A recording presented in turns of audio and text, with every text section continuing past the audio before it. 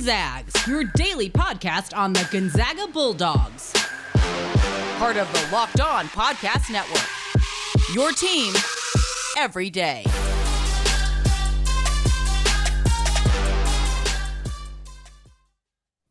What is going on, y'all? Welcome to the Locked On Zags podcast, part of the Locked On Podcast Network, your team every day. I'm your host, Andy Patton, here to take you through another season of Gonzaga Hoops. I am thrilled to be joined today by one of the pioneers of college basketball analytics, creator of KenPom.com. That is, of course, Ken Pomeroy. Ken, thank you so much for taking time out of your busy March schedule to come on the show and chat with me.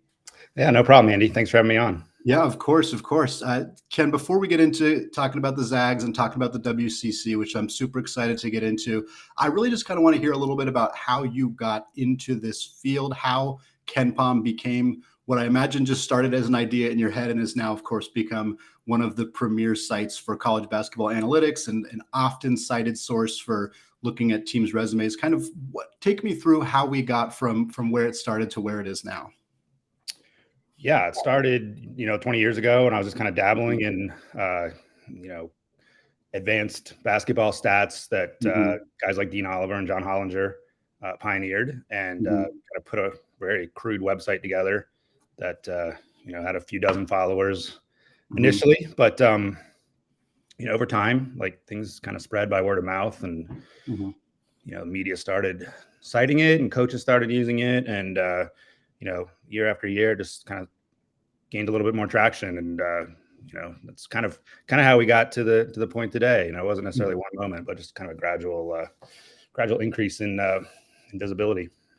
I love the idea in my head, and maybe this is just because my brain is always programmed to think about Gonzaga, but started 20 years ago, was pretty small, not super well talked about, and has grown into this very, very popular, often cited site. It seems like you have taken a similar trajectory to Mark Few and his program at Gonzaga. I'm curious, I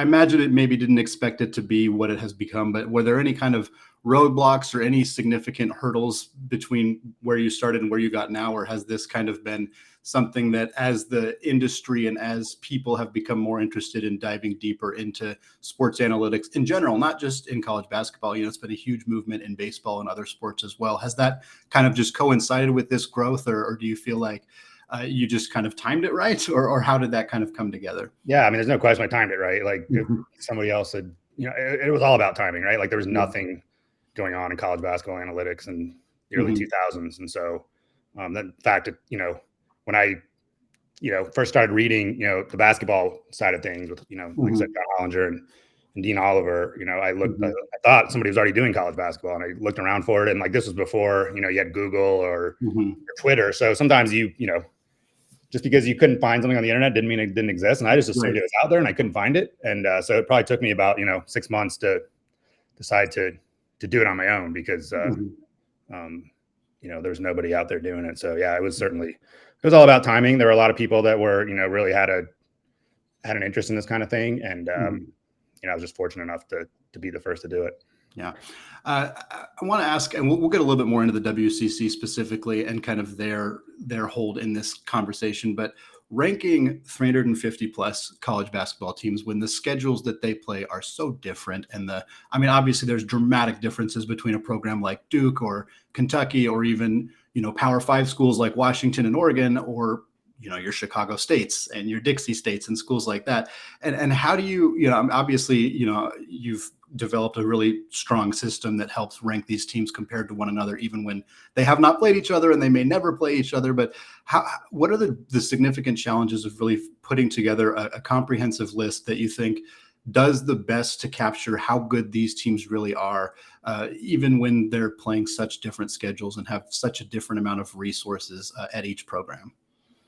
Yeah, it's a huge challenge to rate teams that kind of dominate their leagues, basically. Right.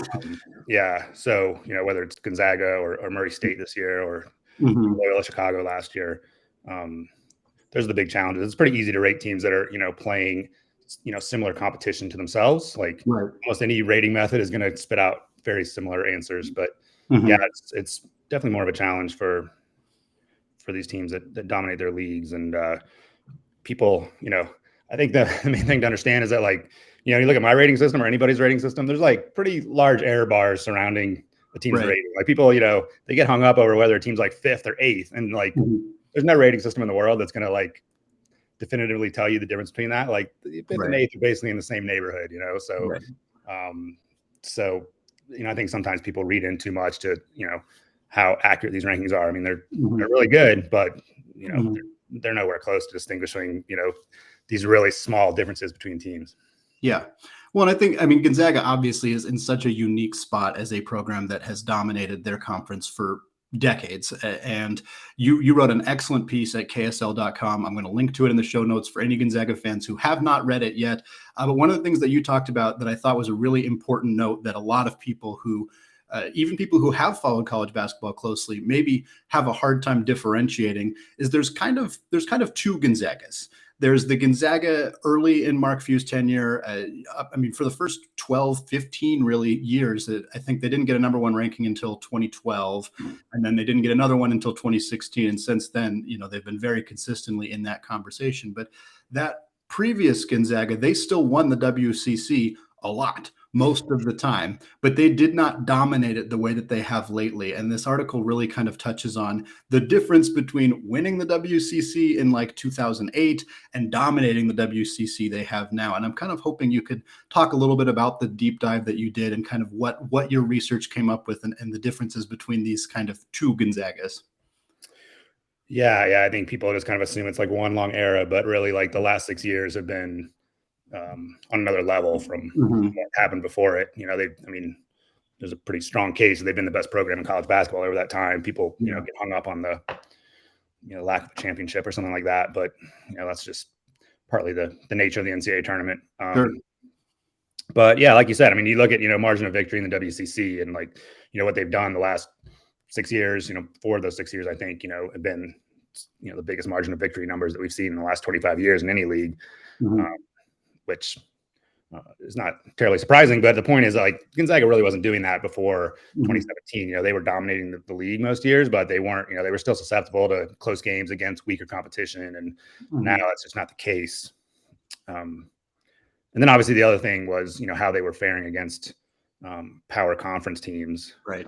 To me, that's, take aside all like the difficulties in rating them with a power rating. Like, you just look at their record against power conference teams over the last 6 years, 39-11. It's a better winning percentage than any other team has in the country. And even if you just look at non-conference games, only Baylor has a better winning percentage against Power 5 teams. And Gonzaga's played a more difficult schedule than Baylor has in those games. So equal home and road. It's been primarily against best teams in the league, and still are winning 78% of their games. So, like, there's obviously fans of power conference teams that have trouble like processing that. For some reason, they feel like it's a threat to just acknowledge it. Like, yeah, Gonzaga's on your level. Like, truly, they're on the level of any blue blood right now. I mean, that's just a fact, no matter how you slice the numbers.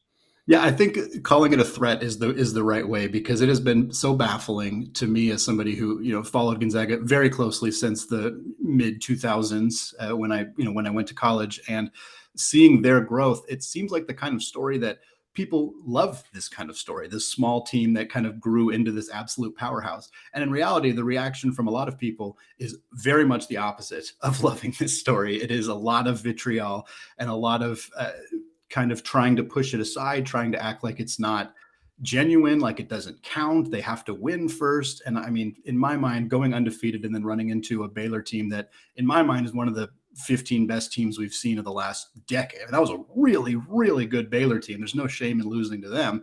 And for me, Gonzaga's record in Power 5 games, like you mentioned, is phenomenal. 39-11. And I think one of the points that you brought up that really resonated with me, and I hope people kind of remember, is they're not playing, like this year's Georgia team. Like, they're playing good Power 5 schools most of the time. They're playing ranked teams or borderline ranked teams. Yes, they have those matchups against UW, which haven't been very productive for them in terms of strength of schedule recently. And that's part of the reason they cut Washington State off their schedule a few years ago, although adding them back now might not be such a bad idea. But I'm curious, for you, like, seeing the way that people have reacted to this story, is it surprising to you? Is it just a situation of Power 5 people feeling a little bit, for lack of a better word, huffy about the Power Five conferences, or what is it about Gonzaga that seems to spawn a lot of emotional reaction? I don't know. It didn't like the reaction to the article didn't surprise me because it's, gotten that kind of reaction before. Like it's kind of a fun way to troll people on Twitter is to bring up the Marshall victory thing, because inevitably people say, well, they're playing in a bad conference. And like, the conference actually isn't that bad. I should clarify here. I keep saying Power Five and you keep saying it. Really Power Six. I'm looking at the top 6 power conferences, and that includes the Big East, obviously. But, yeah, I mean, the reaction wasn't unexpected, and people complain about how weak the conference is, but the conference isn't like that weak. And furthermore, like recently, with the 16 game schedule, like Gonzaga is basically like eliminated like 2 of the games against weaker teams. So actually their conference schedule is a little bit tougher than the average strength of the conference anyway. But yeah, it's not unexpected, and it will continue.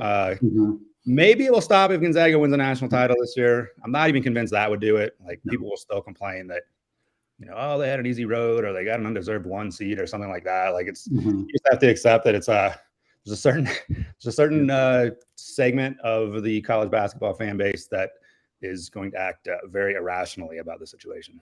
Yeah, and they obviously came very close to winning it not only last year but in 2016 as well. And the 2016, if they had won it in that season, I'm very curious what the reaction would have been, because they were fortunate in the way that some of the seeding broke down. They got they got to play some teams that weren't all that good when they made it all the way to the Final Four, and then of course beat South Carolina, make it to the championship game there, and then fall to a North Carolina team that they frankly could have beat but fell apart towards the end of the game. But I feel like I'm convinced that the year that they finally win it all, whether it's this year or another year, something is going to happen, whether it's like an 11 seed beating a 3 seed or something that's going to cause this conversation to never actually fully die, unfortunately.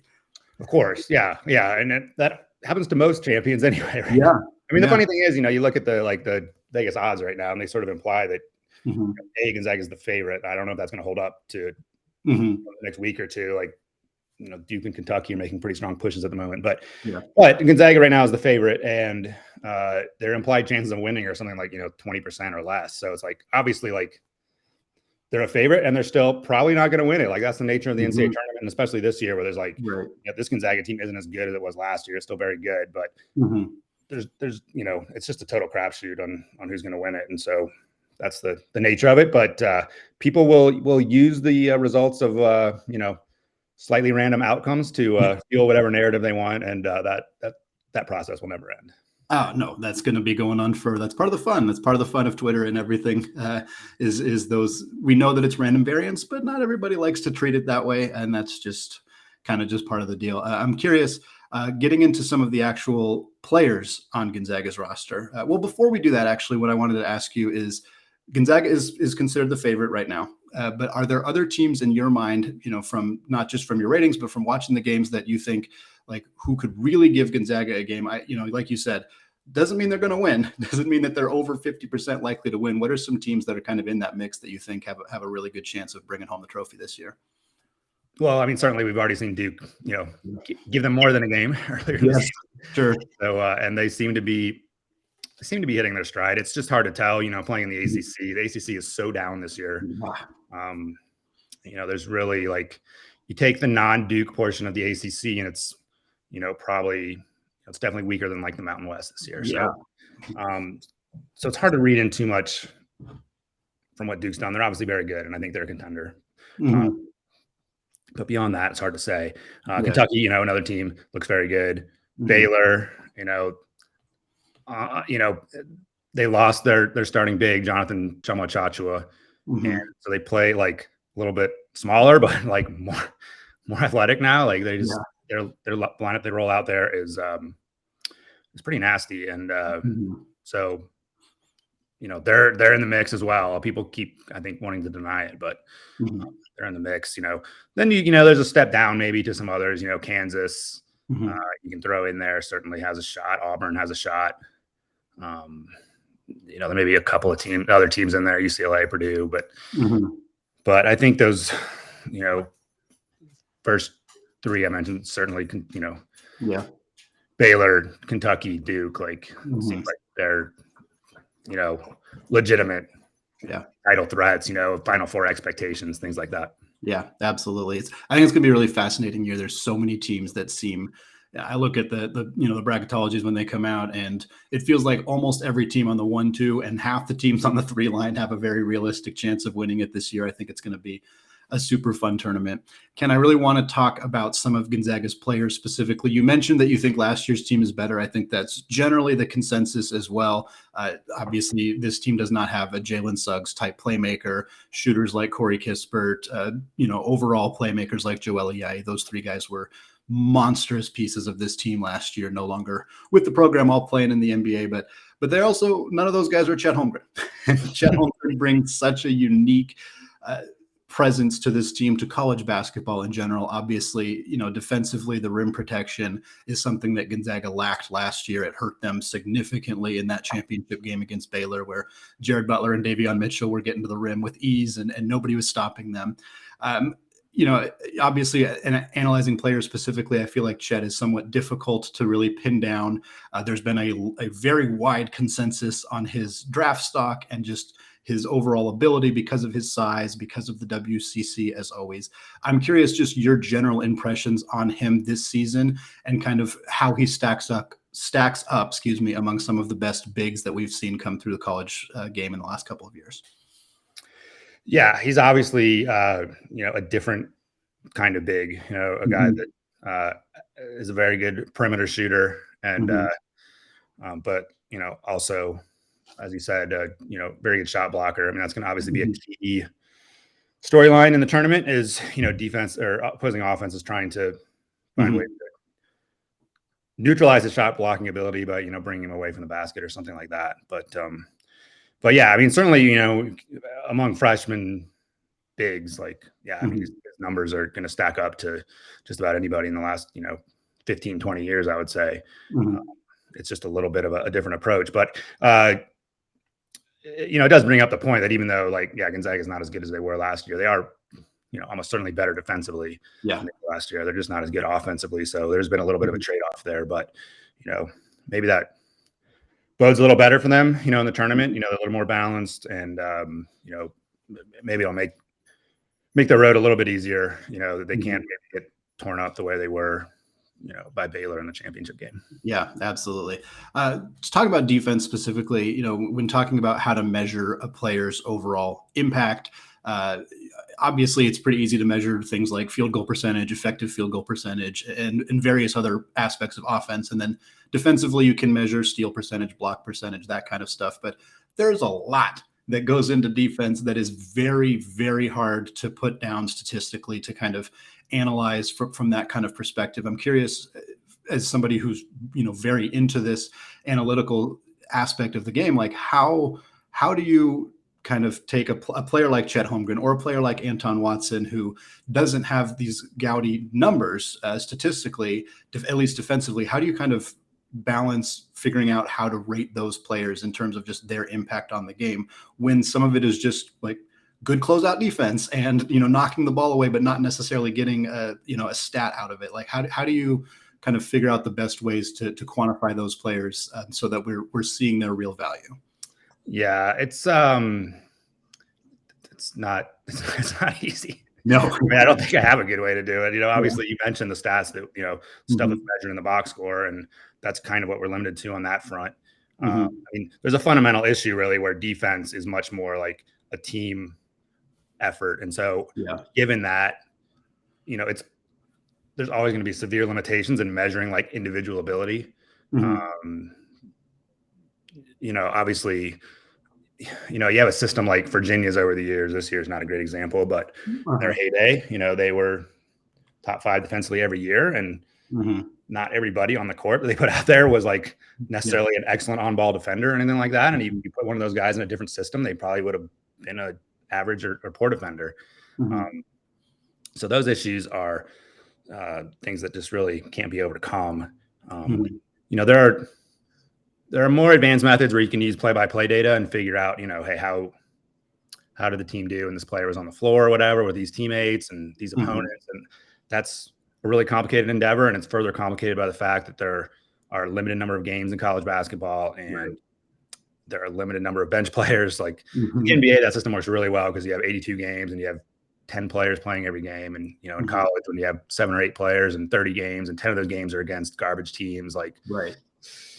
it gets challenging. So there's always going to be a major blind spot, I think, evaluating defense from a purely statistical method. It's always been so fascinating to me. And the player that I think of is Anton Watson. I mentioned him because I look at him and he looks so great defensively. He's just a hellraiser on the perimeter. They run these half-court traps with him. But against better teams, he doesn't look as good defensively. And I you know, obviously, you know, I'm analyzing Gonzaga as a whole as opposed to doing like NBA draft content specifically. But like, I have no idea how he is going to be as a defensive player at the next level, because it's really hard to tell how much of what he's doing is it against just bad players? Is it a system thing? And it's always so interesting to me because like you kind of just have to guess. Like, I don't know that there's a lot more that you can do. Obviously, you know, you have your measurements, their height, their size, their jumping ability, and you can kind of extrapolate some information out of that. But it's always been interesting to me that we can pinpoint so much analytically, offensively about these players and have a really good sense of how that's going to translate. It's not always perfect, obviously, when you're talking about the next level, but it's a really good barometer. And defensively, it feels like we're only slightly beyond shrugging our shoulders. Yeah, I mean, if you follow the draft and you read, you know, articles online about players and how they project defensively, like you're going to find some like amazing misses over the years. Like people are good about, you know, the extremes, like Davion Mitchell, you know, is going to be a great defender, and he's turned out to be a great defender. And Burdett is not going to be a good defender. By the way, a guy who got like a fair amount of steals in college, and so it kind of tells you know, steals can be, there's a lot of context with steals, but anyway, you know, the extremes like people nail, but the middle like 90%, 85%, like there's a lot of error. Even just, you know, the experts who are watching these guys on film every day, like trying to figure out how their defense is going to project to the next level. Like it is a, you know, I don't want to say a total crapshoot, but it's very, very difficult. Yeah, no doubt. I want to talk a little bit about Drew Timme as well. Timme has been kind of, I feel like he's been bumped out of the National Player of the Year conversation in a lot of ways. He's still in the mix and he's still being talked about, but preseason National Player of the Year favorite. Now there's more talk about Johnny Davis and Keegan Murray and a handful of other guys who are kind of in that conversation. Your metrics have him still third in the Player of the Year rankings. My main question, I guess, is do you think people are just tired of Drew Timme? Because that's kind of the impression that I get. Yeah, I think that's part of it. I think, you know, he's also like just handicapped by the fact that he's not playing in big games on national TV in prime time. Yeah. Like, you know, Johnny Davis or Keegan Murray. So that's holding him back. But yeah, I mean, certainly statistically, I don't know what like people expected from him heading into the season, but it seems like he's, you know, pretty much, you know, meeting anything that you would have expected. So, it is kind of interesting. There might be a little bit of fatigue there. And I also kind of wonder, like, how often does the preseason Player of the Year win National Player of the Year? Maybe it happens more often than I think. But, you know, obviously nobody saw Johnny Davis coming. And I think some people saw Keegan Murray having, you know, like an all Big Ten type of season, but maybe not. I mean, he's just exploded here the last, you know, month or so. So, yeah, it's going to be tough for Timme to get Player of the Year. But obviously he's, you know, contributing to a very, very good team. And he's, you know, still the main offensive weapon that they have. Yeah, I think Drew Timme would quite happily trade another trophy at the end of the year for the National Player of the Year trophy. So I don't think that it's bothering him all that much. I did want to talk about the WCC specifically. We kind of talked about the challenges of ranking some of these high-level performing mid-major teams, and obviously Gonzaga just dominating the WCC the way that they have lately. But there's a subset of people who have continued to kind of pound the drum for, hey, the WCC is good this year. They're much improved. A lot of these teams have really established themselves as top 25, top 30 teams in the country. And certainly your rankings have significantly favored both St. Mary's and San Francisco in ways that I think a lot of the national media probably don't think of San Francisco as a top 35 team. And until very recently, and really until they beat Gonzaga, most people weren't sure about St. Mary's even being a top 25 team. But I know your rankings have continued to like those teams a lot. I wonder if there's something you have seen with those teams or something you think about those teams that kind of have helped you believe in them as being like legitimately some of the best teams in the country. Yeah. So first of all, the top of the league is definitely improved. Mhm. The bottom of the league is probably worse, which is Yeah. just an interesting phenomenon because I actually think that's like kind of if WCC does thread the needle here and get 4 bids, like Mhm. the bottom of the league being worse, I do feel like actually has facilitated that because there have Yeah. been like, in the past, if there would be 4 or 5 teams ranked between 100 and 200 or 220 or something like that. And if we went on the road against those teams, like they could beat, BYU or St. Mary's, Right. and damage their tournament hopes. Mhm. But this year, those teams are bad enough that hasn't happened as often. Obviously, BYU lost to Pacific and San Yeah. Francisco lost to Portland, but for the most part, they've avoided those bad losses, and so that's helped Mhm. 4 bids. But yeah, I mean, all 3 of those teams, have had really fine seasons. St. Mary's, I think, in particular, has been pretty impressive. Just the amount of roster turnover they had. Certainly a lot of computer ratings didn't expect them to be all that great this year, and yet they're really the same team Randy Bennett has always had. That's just like super consistent, and slowing things down. And obviously that really like bothered Gonzaga in the last game, where they just took all the transition away from Gonzaga, and were able to outshoot them basically. And so yeah, I think St. Mary's is kind of an interesting team to see, and hopefully they'll be interesting to see if they get another shot at Gonzaga in the conference tournament, because I'm curious what adjustments Mark Few will make for that game. Yeah, it'll be super interesting to see. We've seen Randy Bennett's teams do this to Gonzaga before. It's not new. It's still, gut wrenching for Gonzaga fans every time it happens. I feel like 5 minutes into this game, I was like, oh man, we're doing it again. Like and I remember the WCC championship in 2019. It was the same story. I think Gonzaga scored 48 points in that game. And hopefully it's the kind of loss that strengthens Gonzaga. This was a point that a lot of people have brought up about Gonzaga is, well, they just coast through their conference and then they're not challenged for 3 months. Well, they got challenged. There is no debate that they got challenged in this game. And I hope that it's, obviously as a Gonzaga fan, I hope it's the kind of win that helps propel them. But if nothing else, it helps establish that, hey, the WCC does have some good teams. And I know people were really hesitant about San Francisco and the Dons because they didn't play a particularly great non-conference schedule. Their first loss of the season was way late in the year, but it was against Grand Canyon, which is a bummer of a loss. I think this is a really exciting team. Todd Golden runs a very analytically focused kind of set, which I think has helped them kind of maximize the advantages that they have with the talent on the roster. And hopefully Golden doesn't take, the next Bay Area Pac-12 job that opens up. I'm kind of thinking, based on how Stanford and Cal did this year, that could be coming, unfortunately for him. But I'm wondering, just overall, if you think the WCC, they're making improvements towards the top half. You mentioned the bottom half isn't really catching up. I assume that's kind of the next thing that they need to happen in order for them to actually get a little bit more recognition and really help those top teams, because a loss to Pacific is really devastating. A loss to Portland, even though Portland is a lot better than they were in the Terry Porter era, that's still a pretty devastating loss. Is that kind of the next thing that needs to happen for this conference to be more like the Mountain West, or to be more like, they're not going to get to the Big East anytime soon, but to kind of get a little closer to those conferences in terms of how they're perceived? Yeah, I think that's a real concern. Obviously losing BYU, maybe after next year, is, they're going to struggle to replace kind of that quality, team that gets to the tournament every other year or something like that. I think, what's happening in Portland is encouraging. I mean, they went from like, complete doormat to middle of the pack this year. So Shante Legans has them on the right track, I think. But it's just, they just need more of those, 1 or 2 more top 100 teams. It's going to be pretty important. Obviously, Santa Clara, emerging this year, that was, a great development as well. Obviously, they were very experienced and benefited from the, the 5th year thing. But trying to get more of those teams in the mix is going to be critical if the league wants to, challenge Mountain West. But they really have. You look over the past 10 years, and there hasn't been that much difference between those 2 leagues. And some years the WCC has been better. So so they can do it, but it's definitely going to be more of a challenge with BYU leaving.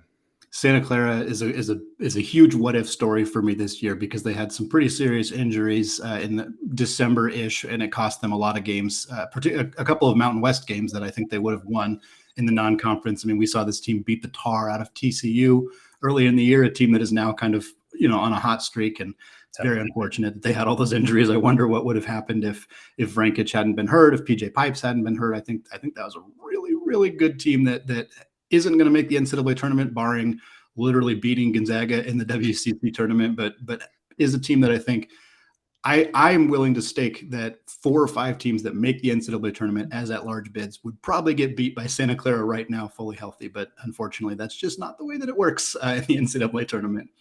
Yeah, you need those quality wins. And you do mention like one disadvantage the league has is that you just never get a team winning the conference tournament that wouldn't have gotten an at-large bid, right? Like that could really happen in the Mountain West this year. They got Mountain West is very good at the top, but there's also like a couple of teams that could win the conference tournament that aren't in the at-large discussion just because there's no dominant team in the Mountain West, right? So the conference tournament's wide open, but never the case in the WCC. Like you're just, you're Santa Clara, like very, very unlikely you're going to win a conference tournament just because Gonzaga is basically there to block you.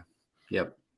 I have stated this before, but never publicly, so I'm going to state it right now. My wild card prediction for the Mountain West tournament is Utah State. I really think that they're going to go on a run. If they win it, that takes away an at-large spot from somebody else. But that's just the kind of thing that could happen in the Mountain West. And I want that for the WCC for the conference's sake as a whole. But it's, like you said, it's not going to happen anytime soon. Yeah. It's just the way things are. Yeah, absolutely. Ken, thank you so much for taking the time out of your day today. I know it's March. It's a busy time. I appreciate you taking some time. I'm going to link to your article in the show notes. People can find you on Twitter at Ken Pomeroy. Thank you so much for coming on the show. Appreciate it, Andy. Thanks for having me on.